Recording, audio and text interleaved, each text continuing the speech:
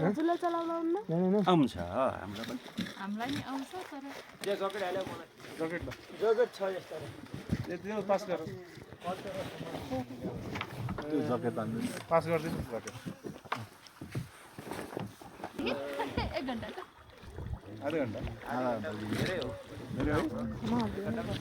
स्वर्गकी अप्सरा रारा हजुर हामी आज ढुङ्गामा सैर गरिरहेका छौँ नहल्ले हो ढुङ्गामा सैर गरिरहेका छौँ मलाई यो कस्तो अप्ठ्यारो भयो के हामीलाई मौसमले साथ दिइरहेको छ तुमको अहिले हरियो छ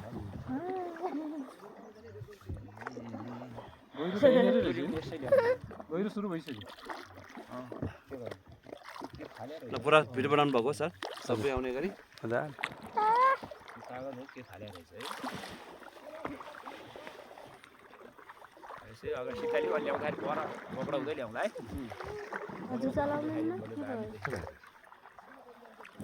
हेलो हेलो ल बाई बाई क्याब निकाल्नु क्या होला अलिक चिनिन्छ है सबैको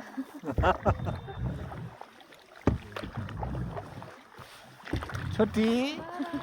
के छ कस्तो अनुभव भइरहेछ छोटी रमाइलो भएको छ कि घोडा पनि चढ्यो होइन अब डुङ्गा पनि चढ्यो ल है अब के रे भिडियोमा चाहिँ बोल्दै सर बोल्नु मम्मी म कागज ल सर बोल्नुहोस् देखिँदै देखिँदै कि हुटुमुगो रहेछ हामी सुन्दर हारातालको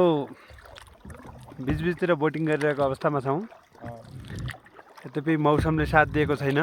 सबै पनि क्लियर भ्यू देखिन अझै घाम लाग्नु पर्थ्यो छायानाथको कृपाले घाम लागोस् आज मौसमले हामी छायानाथको कृपा भन्दा भन्दै घाम लाग्ने क्रममा छ छैन त भने कहाँले हजुर यो उता बारी सबसे ठुलो धाप हाम्रो यो त्यहाँ पुगिन्छ हामी कहिले पुग्नु मेरो पनि 3 दिन होइन लाग्छ होइन त्यो छाया हटा पुगिन्छ त्यहाँ पुग्नु किन यहाँ त्यहाँ झार्नै पर्ने हो आज मौसम क्लियर छैन मौसम क्लियर कान्छे तिमीलाई भिडियो बनाउन आउँछ यता फर्किँदै 1 रुपैयाँको भाइलाई हो त्यही हो के एक रुपियाँ तिमी यता फर्काएर अनि भिडियो बनाउनु उयो हजुर ल ढुङ्गा चलाएको पनि फोटो आएको छ मेरो सिएमसी नेपालको टिम होइन राराताल परिसरमा बोटिङ गरिरहेको छौँ चिसो मौसम कञ्चन पानी निलो कि हरियो पानी के भन्ने निलो अब यसलाई कञ्चनै भनिन्छ कञ्चन पानी पानी लाग्ला जस्तो छ है साफ लाग्ला जस्तो छ है आउन आऊ जाउन घुम्न कर्णाली नेपाली मनमुटुले चुम्न कर्णाली कर्णाली स्वच्छ छ कर्णाली कञ्चन छ तर पनि कर्णाली दुखेको छ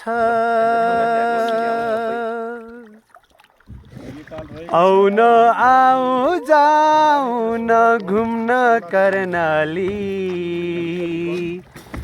नेपाली मनमुटुले